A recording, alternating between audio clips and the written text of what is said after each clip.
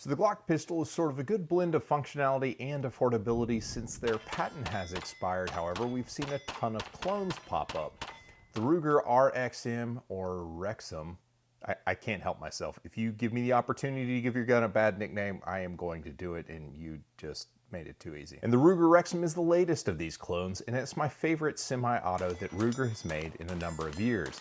And while it's incredibly progressive in some important ways, it's regressive in others. And of course, there's some negatives that you'll want to know about it. Welcome back to the channel, guys. I'm David, and this is the Ruger RXM, or RXM as we're now calling it. The RXM is kind of an edgy way to say Ruger and Magpul, because you know, Ruger X Magpul. It's a collaboration. That's the big point of naming the pistol, I guess. And the terrible nickname that I've given it literally opens up the door for like a million terrible off-color jokes, and I leave it to you fellows to take care of that for me. Speaking of jokes, some of you guys have been chomping at the bit for the dad jokes, and so it's getting tougher to find good ones out there. So if you've got properly good ones, leave them in the comments below and I can get to them. But have you ever thought about how much a rainbow weighs? Not much, they're pretty light. And as a reminder, you can follow me on X, you can follow me on Rumble, or if you're just good old-fashioned and don't want to leave the platform, the easiest thing to do is just subscribe to my YouTube channel, which you're watching now. A bit of back history between myself and Ruger, and I haven't had amazing luck with Ruger semi-auto pistols since really the SR9. That pistol was kind of cool, but then everything since just has been kind of ho-hum, and I've looked at probably 3 or 4 of their pistols. They just don't feel like performance shooting pistols. A lot of that, because I'm a big grip guy, is based around the feel of the polymer, how the traction is accomplished, and what goes on there. And generally speaking, I find Ruger guns to be slippery with the polymer that they use, and they don't give you enough traction. That was solved with the RXM because Magpul said, hey, you know what, guys? We're really good at making polymer stuff. We do it for ARs all the time. Here's a grip for your Glock-sized pistol. But Ruger took that even a step further and made it into a chassis-based gun, which means that's right, you can punch these 2 pins and lift the fire control unit up out of the grip, which means we're opening up the Glock platform to modularity in a way which Glock should have done a long time ago, but hasn't accomplished, and Ruger beat them to the punch. And honestly, I think there's a lot of potential in the platform. The Ruger RXM comes in this handsome plastic case. It's just a cheap plastic case, but it comes with 2 Magpul GL9 15-round magazines. Probably aware of what the thing is, but it is a Glock 19 Gen 3 clone, and that's one of the regressive bits about the pistol is you left-handed people who have tyrannized the entire world and made all of the guns ambi. There's no ambi controls on it. That's right, no slide stop. The mag catch is not swappable to the other side. Because ever since left-handed people got their own scissors, I really wanted to bring them down a peg, so I'm glad Ruger was able to do that for us. So let's start with the grip, and it is a grip and not the actual firearm, because that little serial number that you see right there, that's part of the chassis that is the actual firearm. This is just a grip similar to like the P320s. There aren't any additional grip modules available for it yet, but I'm sure that those are coming. The grip that Ruger provides you in many ways is better than what an OEM Glock grip is. Most guns basically stop the traction right around the level of the mag catch. Magpul has extended it all the way up basically to right underneath the slide, which is very reminiscent of one of my favorite Glock clones. This is a Shadow Systems MR920. This was my carry gun for quite a while, and it's got traction running up all the way underneath the slide, and it just makes the gun stay planted and makes it more shootable. And the Ruger RXM does the very same thing. The traction is kind of like what you find on like the Springfield Armory Hellcat or Echelon or Prodigy series, where it's a kind of like mid texture, meaning that like it's not gonna tear up your stomach or your shirt if you were to carry it. But when you put a good squeeze on it, it bites into your hands and stays planted. So it is a performance grip module. It's significantly better than kind of the, I tried to find a Glock that doesn't have grip tape on it up here, but all the ones in the safe have grip tape because Glock traction on their Gen 5 and Gen 4 guns is not amazing. So the mission of this gun is very much a concealed carry gun, but it is big enough to potentially use for like home defense and things like that. But you know what else is great for everyday carry? The Ridge wallet and all of their gear. That's right, the Ridge is having its anniversary sale, and if you follow the link ridge.com/humble, you can save up to 40%. 10 years ago, a father and a son wanted to increase what a wallet could be and developed the Ridge wallet.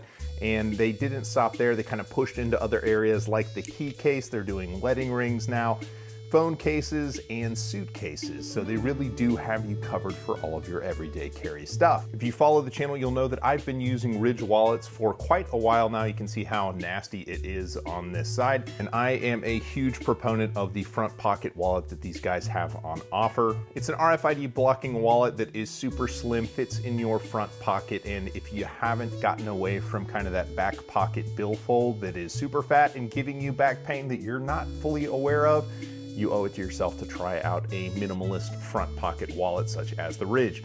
And the key case similarly eliminates all of the key jangle, but more importantly, all that spikiness when you're like bending down and doing stuff. And for a very limited time, you can save up to 40% on your Ridge accessories now if you use ridge.com/humble. Thanks to the Ridge for sponsoring the video, and let's get back to it. So talking about the gun kind of top to bottom, the first thing that stands off the page for a gun that is going to street in the mid 3s, the front sight is a night sight, and the slide is optics cut. And the type of optics cut is very similar to what the Springfield Armory Echelon uses, where there are 2 sets of screw holes drilled into the slide and then other holes that you put little locator pins in to mount your optic. So right now this is an RMR footprint optic that I have on here, and the slide is thick enough to accommodate it with just a little bit of overhang. But you could also mount a Delta Point Pro footprint or an RMS footprint as well. We'll come back to that kind of in the negative. Similarly, there is a witness hole at the 12 o'clock position right in front of the optic. I guess Ruger couldn't help themselves from having an all the way awesome gun. So let's talk about this trigger. The trigger breaks at about 90 degrees. If you see there, I kind of have it staged at 90 and then go all the way through.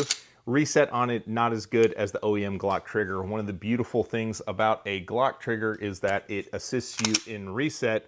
Like, it just throws your finger forward and it is very forceful, so it makes it very easy to shoot fast. This gun doesn't really do that, and that's a bit of a shame. So not only does the trigger not offer that forceful Glock reset, it's also kind of mushy and doesn't really have a defined wall at all. It's very much kind of a rolling break, which is fine. I mean, it's a style of trigger that you can get used to, but most triggers these days are coming with some sort of defined wall, including Glocks, even though theirs are a little bit squishy. But that really kind of hurts when you're trying to squeak out the smallest groups you can get out of the pistol. But how does the darn thing shoot? Honestly, it shoots brilliantly. This gun is deceptively soft shooting. I'm not saying it shoots like a full-size gun. I was just expecting a lightweight gun to flip a lot and dump a lot of energy into my arms. It doesn't do that at all. And I think that's in large part due to the traction that the grip provides. You can't see it now, but at the range, I was getting the dead skin cells at the back of the grip, which is showing me that the grip is doing its part in staying planted in my support hand. As I was just bashing on the trigger, trying to run the trigger fast, I wasn't able to get the trigger speeds that I can get on an OEM Glock trigger. That's not to say it's not possible, it's just you have to learn the trigger mechanism. It's just a kind of weird trigger, but hear me say that in the criticism the way I mean it, like, it's very shootable. You can do absolutely everything you need to do with that. It's not even particularly hard to shoot. It's just trying to get it up into kind of that performance place is going to require really learning and understanding how the trigger moves. And since it has such a long reset, I wasn't able to shoot it as fast as I was hoping to. And no, it's not lost on me. It wasn't on my 2025 bingo card either to say that a trigger is not as good as a Glock trigger. I did not expect to see that one coming. But it does all the other Glock things sort of brilliantly, because reliability-wise, I had a few hundred through the gun using my Buffalo Creek 115s, which are super soft shooting range loads. And here's a little gift for you. You can figure out what that means on your own. By shooting about 300 rounds of the Buffalo Creek, it ran no problem. It lit everything and it cycled beautifully, but that's a light recoiling range load. I also decided to try 5 different jacketed hollow points, and they're all the fancy ones that you guys like to hear about: the Federal HSTs, the Spear Gold Dots, Hornady Critical Duty, Hornady Black, and the Buffalo Creek XP 147s. Those XP 147s hit like a truck, like they're the heaviest recoiling defensive load that I had on the table. And predictably, the gun ran all of the hollow points absolutely no problem. In fact, it was quite nice. As I mentioned, the trigger was difficult to learn. As I walked off the range, I backed up to about 30 yards and just tried to see what I could do on a piece of steel. And the accuracy, I have no doubt, is there mechanically in the pistol, but understanding where that trigger is going to release does take effort, and I hadn't figured it out after the 300 and something rounds that I put through the thing. It's not like the grouping was completely terrible. It was actually okay. It's just wanting to see that kind of fist-sized group at, 25 plus yards. I was not able to get it out of the pistol. Doesn't mean it's not there, it just means that I'm lazy and I don't like to shoot rested groups. So let's talk about the negatives and then we can talk about holster compatibility. So negatives on this pistol. First and foremost, the trigger, as I've probably beaten to death, it's just not as precise a trigger as I would like. It's not as fast a trigger as I would like. It's completely serviceable, but that's probably the single biggest negative about the gun. It's not bad, it's just not great, and I wanted it to be great. It's a perfectly acceptable trigger. And the next one is going to be the optic cut. The optic cut, while it is one of the best methods of securing an optic to a slide, doesn't really sink it down on a Glock style pistol. You can see there that the, not ridiculous deck height of this Chameleon I've got on the gun doesn't really sink the window down on top of the slide, which is kind of where you want it to be. It's easier to find the dot with the glasses right on top of the window, similar to aiming with iron sights. Yes, you can learn how to shoot a taller mounted optic, but I can tell you as somebody who shoots open guns regularly, it's a lot easier to find the dot when the dot is closer to the slide. It just indexes better. So very secure optic mounting system, not the easiest to use, but perfectly acceptable. In fact, better than most on the market. Better than the Glock OEM plate mounting system, actually, so there's that. Hanging out in the optic neighborhood, there is a witness cut at 12 o'clock on the barrel, which means that it's throwing all the carbon from the chamber up onto the lens of the optic, which is a terrible way to put a mandated safety feature in the gun. I wish lawyers would let the engineers do their thing when designing pistols, but sometimes it doesn't happen.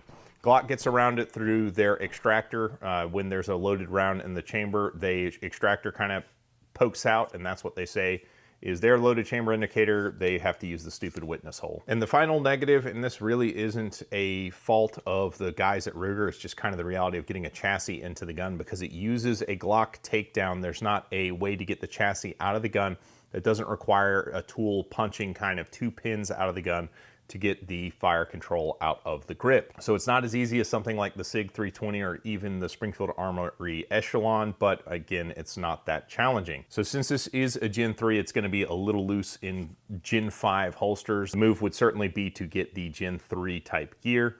So Ruger says that it's compatible with most Glock parts, and unfortunately, I'm just gonna have to take them at their word. So final thoughts on the Ruger RXM.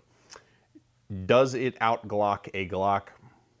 No, not really. I mean, it does all the exact same stuff a Glock does, but the chassis lifts out of the frame. It's got its own little quirks about it, but they're completely forgivable. But the price that it's offered at, and right now this is just for educational purposes only, it's selling for about $350 right now is what it's going for on the internet. I ended up paying about $375. It was before the price came all the way down. And it's a lot of gun for the money. A lot of people don't want to carry a super expensive pistol. They think the Glock is awesome. This gets you into the Glock ecosystem. It uses Glock mags, but it's basically the same weight as a Glock 19 and it costs a lot less. It's reliable, it's got a night sight, and it's got that modularity that we talked about with a superior grip frame. So there's just a lot going on with this pistol. I actually, despite the negatives and trashing the trigger, I actually really like this. I think it's a really good carry option for people who don't want to carry around $500 strapped on their hip or whatever. So this fits into that niche kind of brilliantly. It's not going to break the bank. It's acceptably accurate. It's super reliable. It's just a great gun. I don't like to do videos on Glock clones very much just because I feel like, what can you say about them? It's a Glock. But this one kind of does all that same stuff for less. It's nicer in hand than like a Palmetto State Armory dagger. So it really is a really strong value offering, which is what you love to see. It's got a nitride coated slide, which is a super hard wearing finish. It's probably my #2 finish behind a DLC type coating. But it's, I mean, it's just a brilliant gun. If you're into sort of those budget concealed carry guns, one that you've maybe not heard of, but should, is the AREX Delta M, and you can watch that video right here.